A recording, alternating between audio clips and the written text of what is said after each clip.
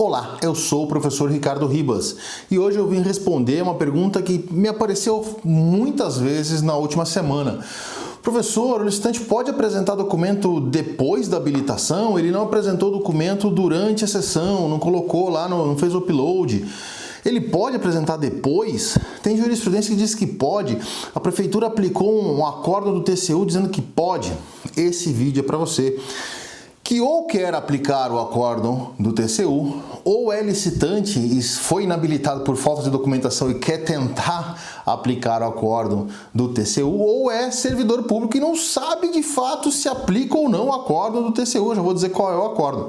Antes da gente começar, você já sabe, você se inscreve no nosso canal, ativa o sininho, compartilha esse vídeo, salva para assistir num domingo chuvoso, depois do almoço, né? Não vai dar sono, porque é importante, você vai ter que anotar, vai ter que dar print da tela, porque eu trago jurisprudência. Então fica comigo até o final para a gente tirar todas as dúvidas sobre isso. Posso ou não posso apresentar documentação de habilitação depois da fase de habilitação? Vou ser punido? Não vou ser punido? Aplico o acórdão? Não aplico o acórdão?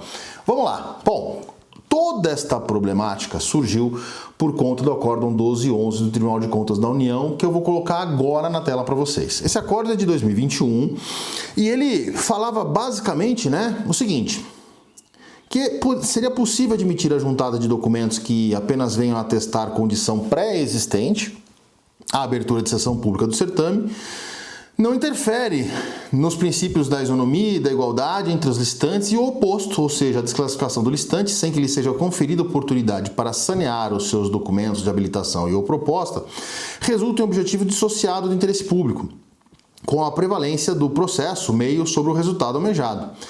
E aí ele diz lá, no finalzinho, sendo que a vedação à inclusão de novo documento, tanto da 8666 quanto da nova lei de licitações, não alcança documento ausente.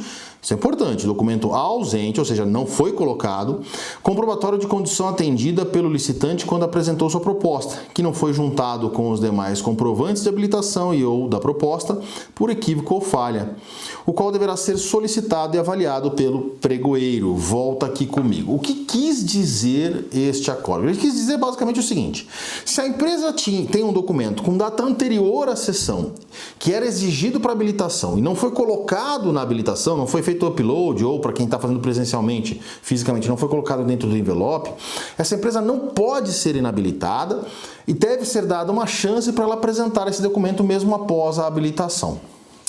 Vejam, quem me conhece, quem assiste às minhas aulas, sabe que eu sou um professor conservador nesse aspecto. Eu vou sempre pelo princípio da legalidade, eu vou sempre pela literalidade da norma, pelo cumprimento dos princípios da lei de licitações. Um dos princípios dela é a vinculação ao edital, é o princípio do julgamento objetivo, é o princípio do procedimento formal e o próprio princípio da legalidade. Se a lei diz que o edital deve exigir a documentação de habilitação como condição para habilitação e, obviamente, então, para vencer o certame, e a empresa não o faz, por óbvio que ela tem que ser inabilitada. Essa é a regra que está na lei.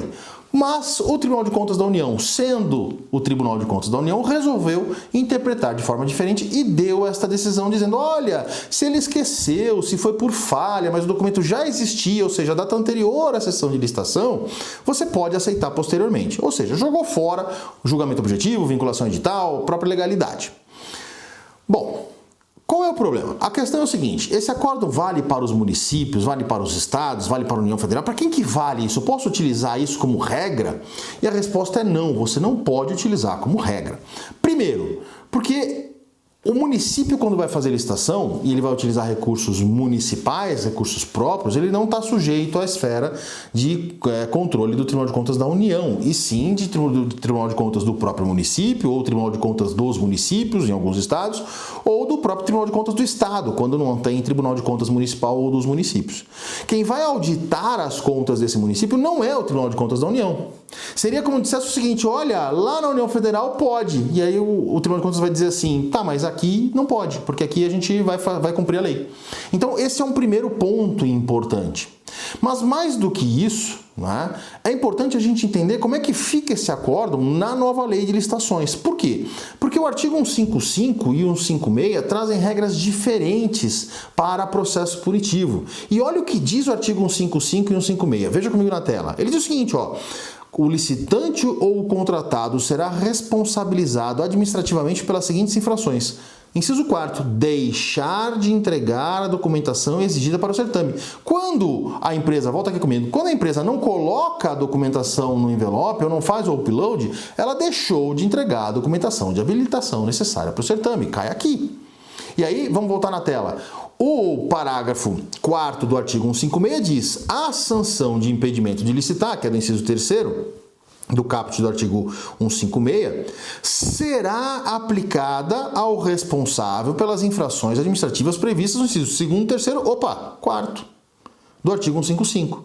Ou seja, deixar de entregar a documentação exigida para o certame causará a sanção da empresa com sanção de impedimento de licitar e contratar, quando não se justificar a imposição de penalidade ainda mais grave, que seria a inidoneidade, e impedirá o responsável de licitar ou contratar no âmbito da administração pública direta e indireta do ente federativo que tiver aplicado a sanção pelo prazo máximo de 3 anos. Volta aqui comigo. Então, olha só, a lei está dizendo, é infração. Não apresentar documentação é infração. 2. Desta infração, se configurar desta infração, a sanção é de impedimento de licitar e contratar no ente federativo. Então, por mais que eu tente aplicar o acordo, olha que lógica importante, por mais que eu tente aplicar, né, o acordo e permita que a empresa apresente a documentação de habilitação extemporaneamente, ele não apresentou a documentação no momento certo, então ele vai ser punido com isso e não vai poder contratar. Percebe, então, que a dinâmica da nova lei de licitações não permite que o acórdão tenha eficiência? Este é um ponto importante, que deve ser pensado. Outro ponto importante, né? Aquele acórdão não tem vinculação para a administração pública. Aquele acórdão se refere a uma decisão para aquelas partes daquele processo analisado pelo Tribunal de Contas da União. Ele não vale para você no seu município, para você no seu estado, ele não tem essa abrangência, ele não tem essa aderência, ele não tem essa imposição, até porque ele não é norma. Quem é do direito vai ter que lembrar, e se você não é, pesquisa na internet, né? O princípio da vinculação, da hierarquia das normas, né? O que é fonte do direito e o que é a norma.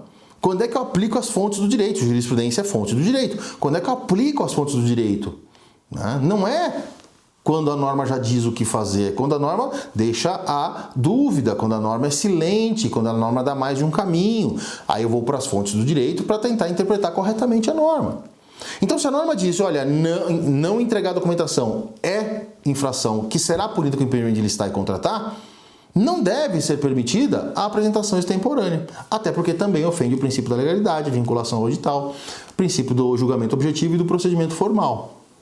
Então tomem cuidado, vocês que são municípios, né, agentes públicos principalmente que são municípios, são do estado, autarquias municipais, né, que estão permitindo a habilitação da empresa, né, com documentação posteriormente à fase de habilitação, ou, vi isso, falei agora para vocês, vi isso várias vezes essa semana, né, a empresa vai para habilitação, na fase de habilitação, não se constata a documentação, o pregoeiro abre a possibilidade para apresentar o documento que deveria já estar lá. Está errado. Está errado. É objeto para mandado de segurança. Você está ofendendo a disposição literal da norma. O que você deve fazer? Inabilitar a empresa. Ah, professor, mas eu não posso solicitar documento complementar? Aí é que está, é documento complementar. Complementar algo que já está na documentação que a empresa apresentou. Então, se você precisa de uma nota fiscal, se você precisa do próprio contrato, se você precisa, enfim, de qualquer documento que vá esclarecer um documento que já está na habilitação, que ele apresentou, tudo bem, pode pedir, não tem problema nenhum. Agora, se ele não apresentou o atestado, se ele não apresentou o balanço, se ele não...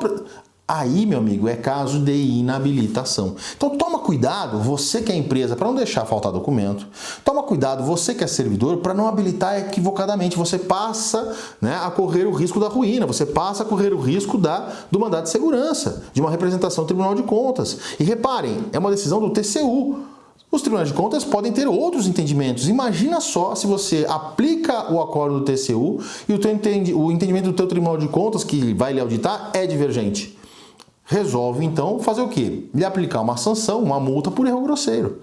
Então, a não ser que você seja órgão federal, e aí você vai ter esse precedente para poder utilizar, embora eu verifique que não é compatível com a nova lei de licitações, então, a exceção dos órgãos federais, todos os demais órgãos não estão autorizados a invocar o artigo do Acórdão 1211 e todos os seguintes que seguiram, porque tem mais de um acórdão nesse sentido no TCU, né, em suas licitações regionais, municipais e estaduais, porque pode dar ruim, pode dar muito ruim.